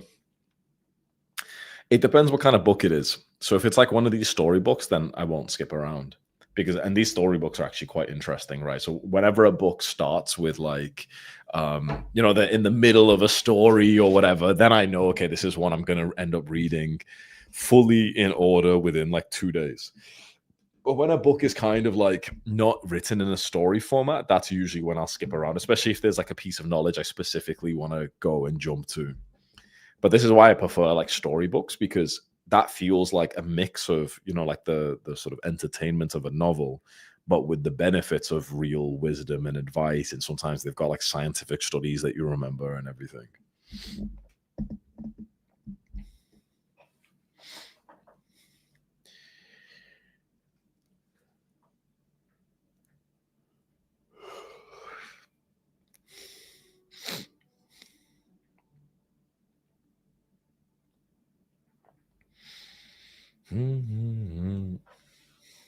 Talk to us about the time of 2023.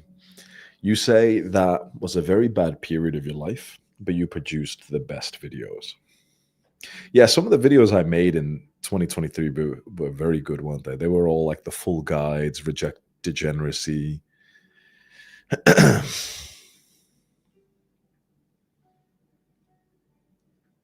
I wouldn't say it was a bad period of life. I think there was just so much overthinking in that period of life.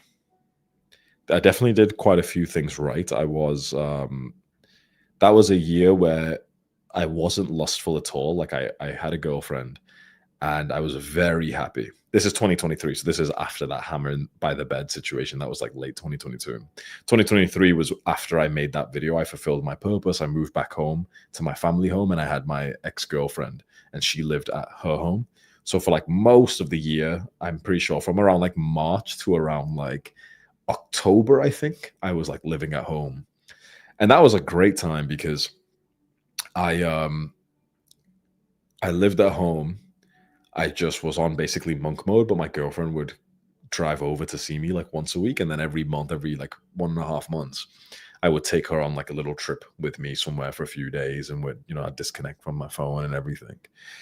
And in that time, then I just started to like really work on the business. And I was doing a lot of stupid things. Like I was like fucking up my business and my YouTube a lot by constantly changing my mind. And, you know, because I just did, this was when I first started to show that trait. I never really knew that that was like a problem or a bad thing. I wasn't meditating at this point, and meditation really helps me with that.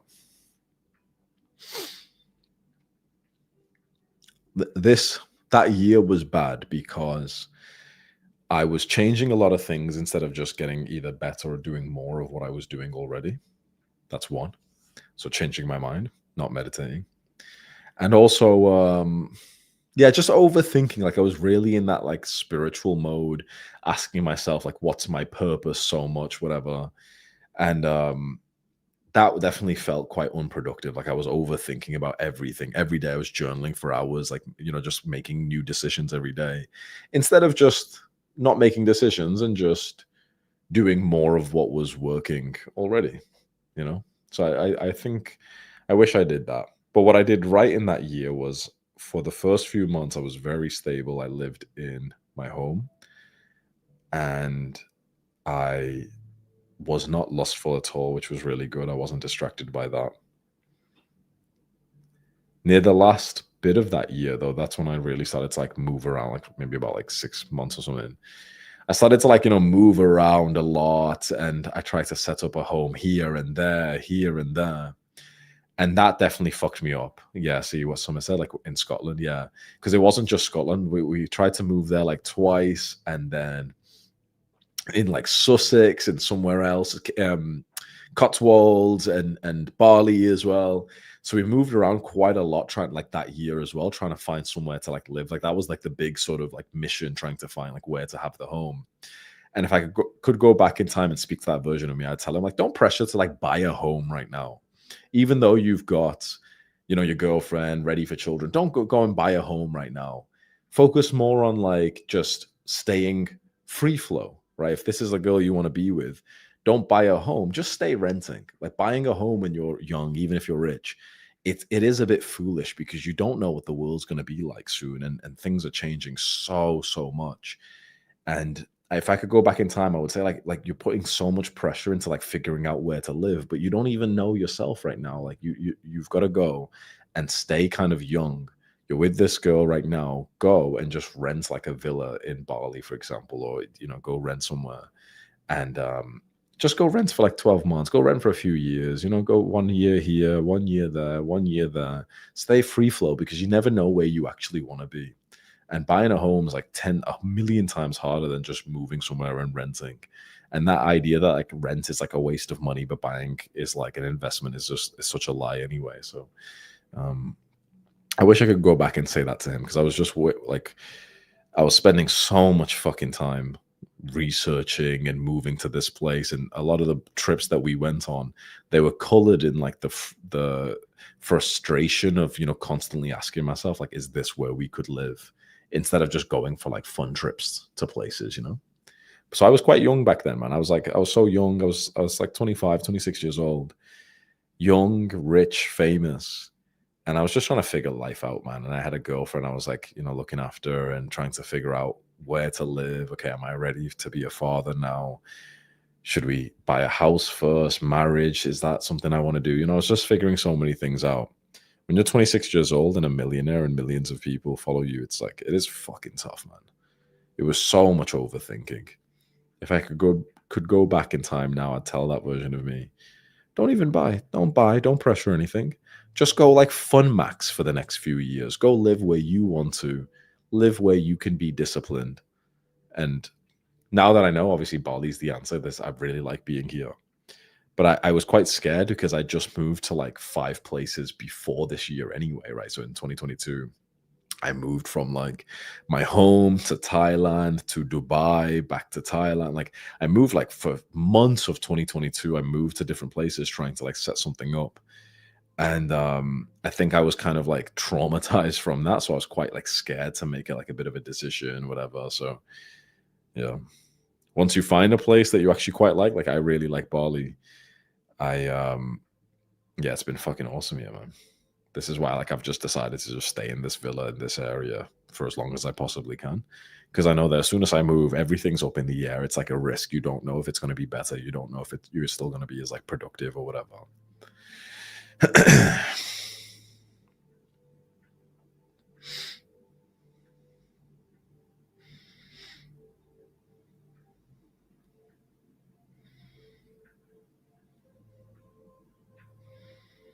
Yeah, I was trying to set up for like full fatherhood compound mode then. And I think I should have set up more for like social life. And that like energetic young person mindset.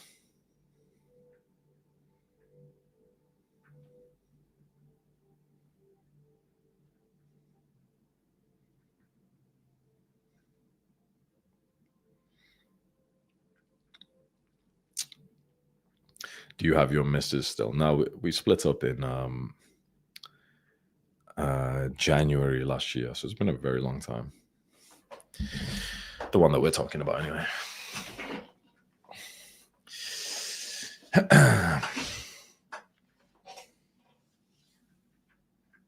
Yeah, no need to be a hermit in a field with a bunch of land at 27 years old. Yeah, exactly, right? I just thought that that's what you do when, you've got your girl and you make money, whatever. But if I could go back in time, and there was actually a piece of advice that I actually learned from like an author I liked, which was, when you're young, live somewhere which is very dense, like very social, because, you can always make opportunities and whatever. And I was like all for that, but I remember my ex was like very much against it. I ended up saying that was the reason we split up, like on YouTube. That wasn't the reason why we split up, because eventually she was like happy to move somewhere else with me as well. But that was definitely good advice. I definitely should have taken that earlier. Like when you're young, don't think about like the home you're going to stay in forever. Just move to wherever's like popping for people like you. Like I had to go through fucking years of pain for this, boy. So like, listen to this carefully, right? When you're young, even if you make money, do not try to just settle down somewhere fast, because it'll actually stress you out so much. Instead, what's better is don't try and just find like, where you're going to buy your home, which country you're going to stay in, whatever. Just go to wherever is amazing for people like you right now. And that changes like every year, every 2-3 years. So right now, Bali's awesome, but it might not be this way in a few years' time. So stay light, backpack, online income. don't buy the property. Like I moved to Bali and everyone's asking me like, oh, are you going to buy a villa here? And I'm like, do I look fucking retarded to you? Why the fuck does everyone say, like, everyone's on this like fucking mindset that like if you you live somewhere that then you've got to like buy a permanent residence there? Why the fuck would, like, what if it's shit here in 1 year? What if they change some of the laws and it's shit here in 6 months? Then you've just got a fucking house and like all the headache and whatever. Oh, but you're wasting money on rent. No, I'm not, because I'm fucking living here and that's the ROI. Yeah, but if you buy the house, then you're kind of paying towards the mortgage. Yeah, but then I also have to spend fucking months like researching the house and going to the little meetings and viewings and make sure it's all good. And then I have the house to deal with as well. And like, what if like your house just gets fucked up? You're the one who's dealing with everything. I move in 1 day and I pay the rent and everything is done for me. They organize the cleaning, the fixing of everything. And then I move out and it's all good. If the villa gets damaged by like, the environment, it's not up to me to fix it or anything. It's no stress, anything like that. It's easy. It's like renting is so underrated. I'm so surprised people try and push young people when you make some money to like buy property ASAP, whatever.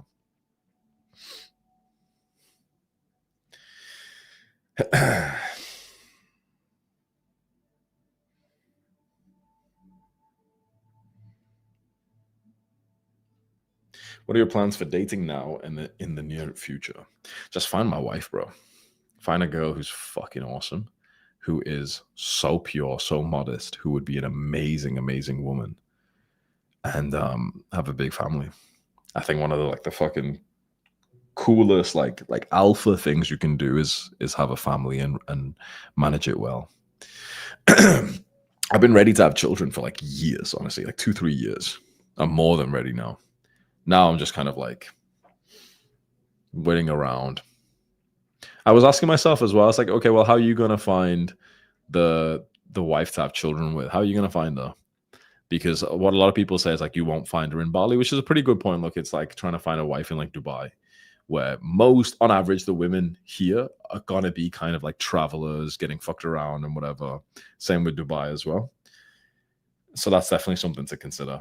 The way I've always seen it is like,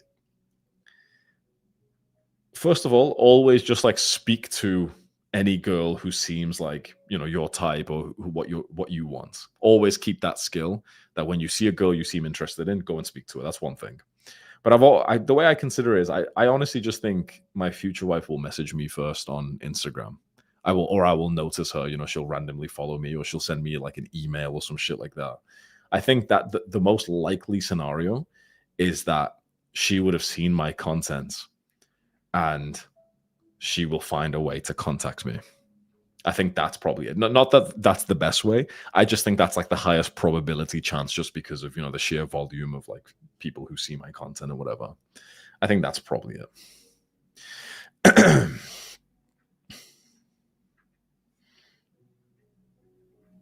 Yeah, I was thinking about doing a wife application. What do you guys think about this? Because obviously, look, I know it sounds weird, but I've got like leverage, right? Imagine I make like a Google form and it's like 50 questions in there, and I paste the link on like my Instagram story and my community post, whatever, like once every like 3 months, for example. And I say, okay, if you're like a female viewer of mine, if you've watched me for a while, this seems a bit silly, but it's just leverage, whatever, right? Just go fill out the details, whatever. And you guys are right, 100%. Yeah, like, so mostly it'll just be guys filling out the details, which will be annoying. But there'll be a few thousand responses, and 99% will be guys just trolling me. Ha, it's funny. Okay, Hamza, you're a TRT. Okay, yeah, nice one, bro. But I know for a fact there'll be about 10 to 20 women every time I post it who are actually being serious. So why not? You know what I mean? Because I'll just get like my brother to go through it, delete all the fucking retards. And then fuck you guys, honestly, just causing pain for us. But then after that, imagine you've got like 7 women who have filled out all the details, saying like, oh yeah, this is kind of weird to fill this out, but I get why you've done it, and I've been watching you for ages, and this is like who I am. Here's like some details about me, whatever. So I think it's not a bad idea, right? I know it sounds silly, but I was like, that's like such an interesting leveraged way, because the alternative to that in terms of using the leverage of like, okay, social media, you've got millions of eyes on you, is that the girl will like message you first on Instagram. And that can work. And I get messages like maybe like once not so many, but like once a week, for example, a girl will message me first on Instagram and she'll say like, "Oh, hey, like I'm a fan of yours. I know that your videos are for guys, but I'm a girl, and this is really nice, whatever." And it's just like sheer scale, isn't it? So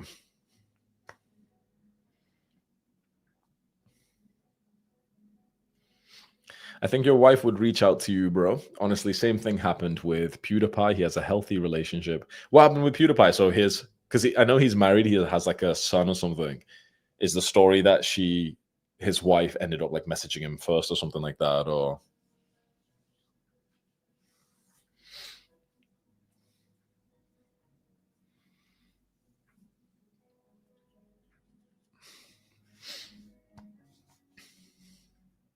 his wife emailed him because she saw his vids.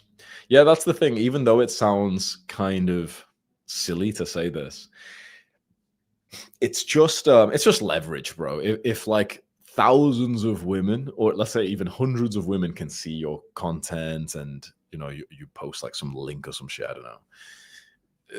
It's just leverage. The number is so high that then they can end up like messaging you first and whatever. And it's not rare for a woman to message me first on Instagram, but it's specifically knowing that I'm like what I'm looking for in terms of a wife or something. I'd have to make that like more clearer. Like I had a nice seeming woman message me like a few days ago in my DMs. And so I ended up getting a number and like actually considering like, okay, let's see, this could be something serious. Let's see.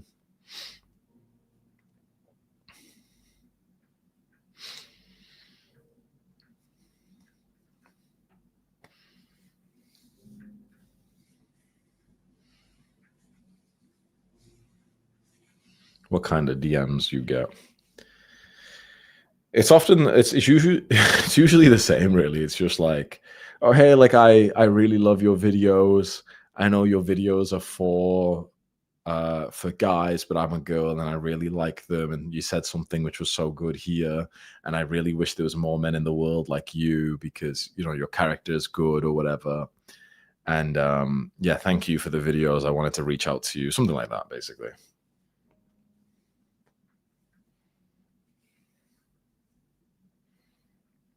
Ever gotten a dick pic in your DMs? Nah.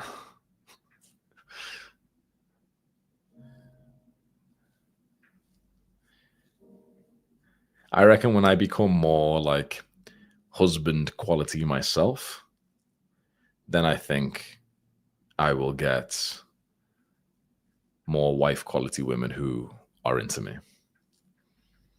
Makes sense to me.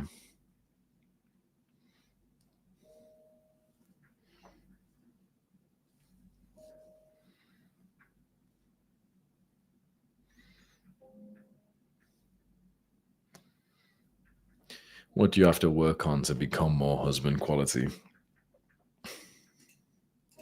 I think you start with a lot of the things that I already speak about, right? So it's like the self improvement, be disciplined, build yourself up. Most guys will just lean on like the finances or on attracting women, which is an important part, but I really do think that's maybe like 20% of the game is like how attractive you are and if you've got the finances for a relationship, whatever. But I think most of it, especially if you're looking for a very long term relationship and for like family, having children, a lot of it is just going to be like your skills in love. Like, can you communicate well? Would you have like a massive fight? Will you break up? Will you cheat? Like like, this is like for a real relationship, that's the biggest part of the game. Can you love in a way that's actually like healthy? And that's the kind of stuff to work on. Especially like I've already got the money, I've already got the like clout and attractiveness and all that shit. That's easy. So now it's more about um like almost like character traits, not being lustful.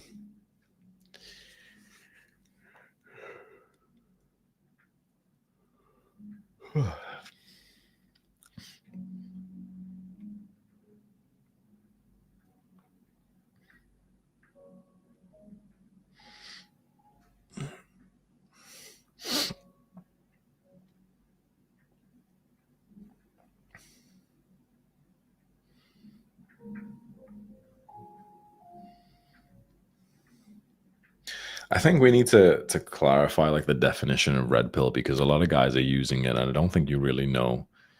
Like a lot of you are mistaking red pill for being like lustful and degenerates, which makes sense because in general it is kind of mixed with that. But the red pill is basically just understanding female nature. Like all of us are honestly, like let's say 90% of us are like red pilled here. And most young men are becoming so red pill. It's just understanding female nature, right? It's like girls go after the hot, fun guy. They don't go for the little beta male who's like so nice to them, whatever. Most guys are actually quite red pilled now. That's just like red pill is basically just like becoming aware of what female nature is like. Basically, what type of guy girls actually go for. That's it. And that doesn't necessarily mean you become like a degenerate, like, and you start fucking around or whatever. Like most people are red pilled, most religious guys are red pilled, and you can see what's happening in society. Like, okay, what kind of guy do women sleep with? Well, it's like the Chad, and all of us know like the Chad sort of archetype and stuff, right? So most guys are actually quite red pilled. Being red pilled doesn't mean that you are like being a DJ and you're going out doing night game every night or some shit like that. It's more like you just understand female nature and oh, okay, so this is like what turns a woman on sexually. It's more of a guy who displays the traits of like the sort of genetic alpha male. Okay. And you can step into that. And you can step into that so women want to fuck you, but then you just choose not to fuck, right? So, because when people talk about red pill, it's like I always get annoyed because it's like no one ever fucking defines it properly. No one ever like talks about it properly, saying like, "Oh, red pill's crazy." Is this? No, not really. You can say degeneracy is crazy. You can say being lustful is crazy, hookups, whatever. But like red pill just means okay, well, you understand female nature. Women want to be with like the best tier guy. They want to be with like the genetic alpha male. That's who they want to have sex with. The guy who acts in a way that makes their animalistic subconscious part of their brain believe that he has the best sperm. Most of us now actually kind of understand why, for example, you taking a while to reply to her text message. It's a silly example, but you get my point. Why that's kind of attractive to girls. Even though you're not stupid, whatever, most of us can understand that.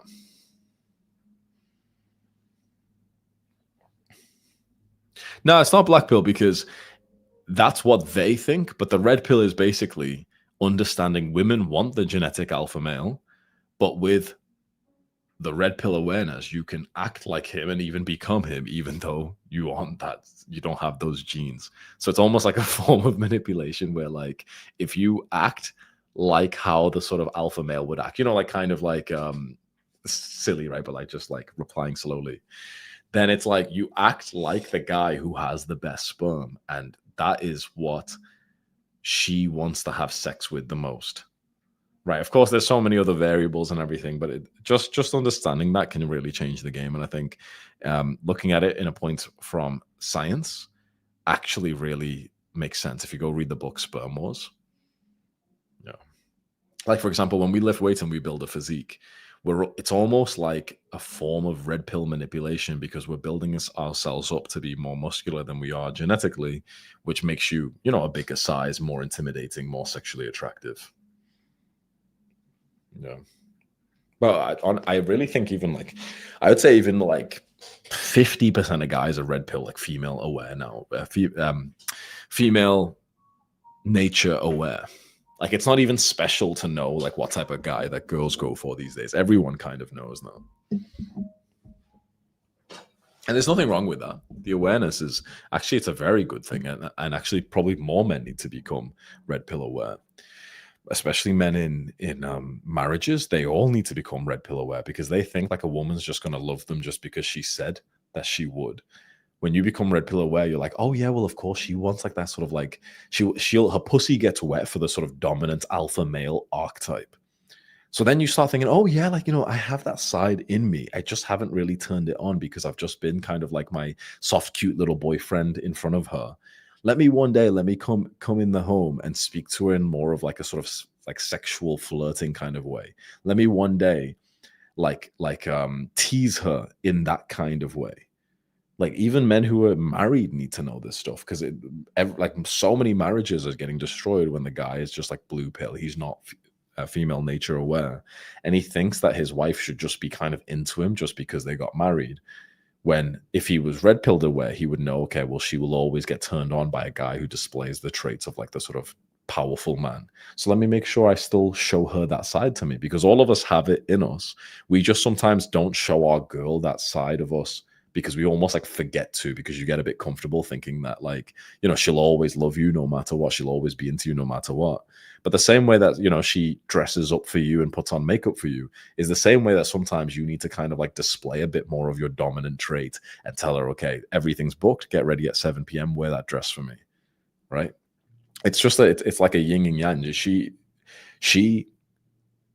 She gets herself ready in a way that is more sexually attractive to you. She also knows when she's in her like happy girl mood that you're more into her, the same way that you do when you are in your like big man mood and you solve the problem and then you dominate her and you lead her. These are the things that the girl wants, but a lot of girls won't really say this to you. They're just hoping you get it. And so this is what the red pill teaches you, is that, oh yeah, even if you've been married for 5, 10 fucking years, it doesn't matter. She still is a female. She still wants like a dominant man to take her. And that's what the red pill can really help you with. So I think more guys need to become red pilled by the true definition of red pill, which is just understanding female nature and what kind of man they're actually sexually into. That doesn't mean that you have to become a degenerate and you have to be lustful and go out and do like night game and speak to, you know, girls and go partying and whatever. You don't have to do that. That's something separate. You know?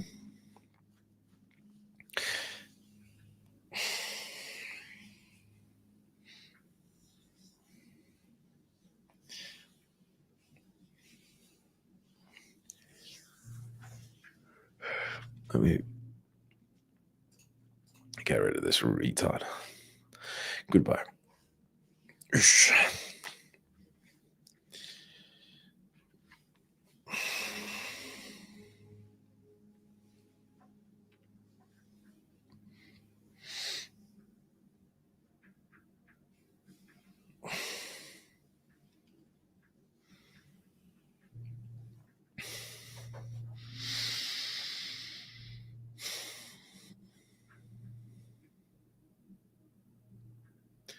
What do these guys gain from trolling? Honestly, bro, I ask myself that question every day. I think they're just bored, bro. Does the name Stimpy PvP ring a bell? Yeah. I think he used to play the same server as me. We used to play like Kit PvP or Hunger Games or something like that together. Not together actually, but like just on the same server. Because I think he was a YouTuber, wasn't he? Good days, man. I miss playing Minecraft, man. He's the GOAT for pot PvP. Yeah, I never really played with pots. I played soup.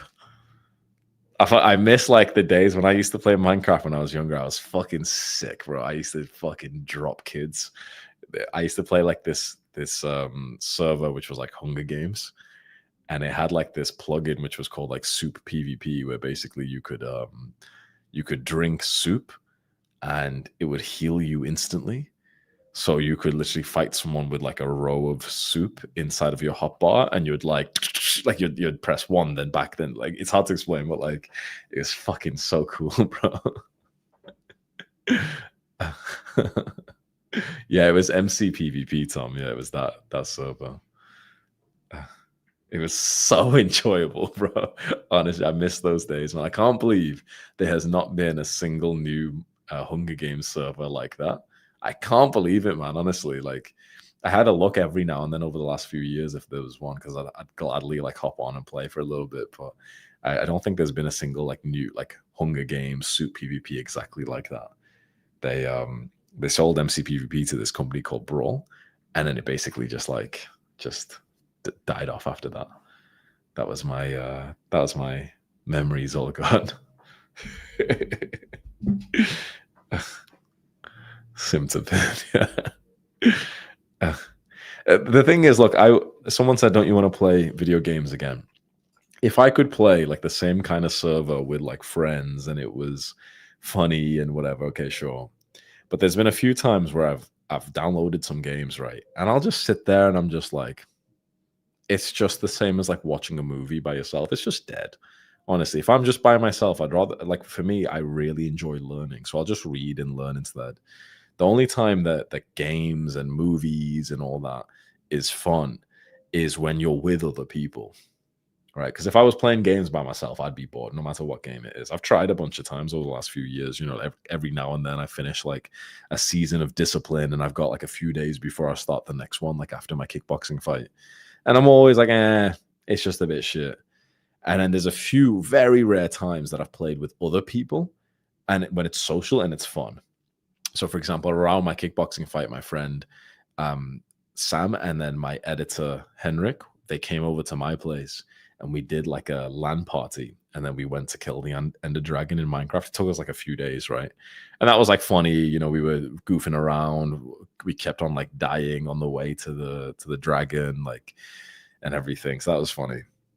And there's been times where I've like played some Minecraft with some girls over like the last few years and everything, and that's been pretty funny as well.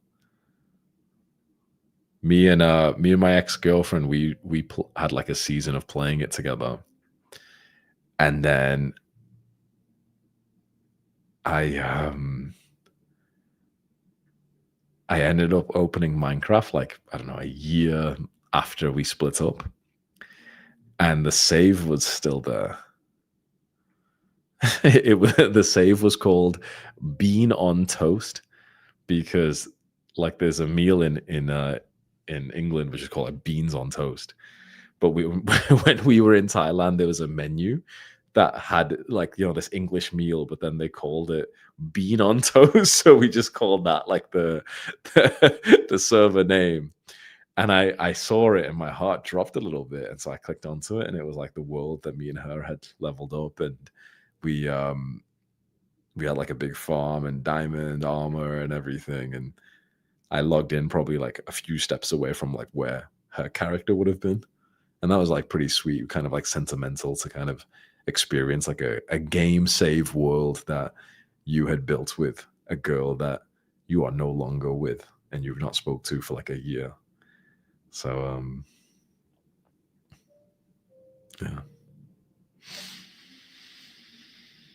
yeah, like the Minecraft beds were together. We had like the you know, like the cats or the wolves or whatever, her little farm and everything. Yeah, man. Good times, man. Good memories.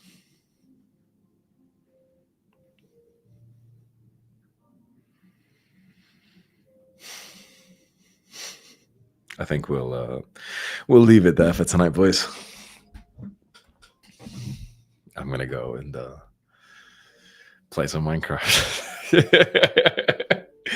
We have to make a server one day, boys. For real though, who'd hop on a server with me for like 2 days and go kill a dragon together? But one of you will rat. I know it for a fact. One of you will fucking like, oh yeah, look at that. So Hamza's been playing Minecraft and all the hate videos and stuff. I couldn't do it, bro. Honestly, imagine the hate videos after that. So all this time, Hamza's been saying, I was like, you take test and also you play Minecraft. It's done, bro. I'm gonna make like an alt account and I'll send you all the link privately. Don't tell anyone I'm playing, bro. I'm not gonna live stream it. Internet anarchist gonna fuck me up.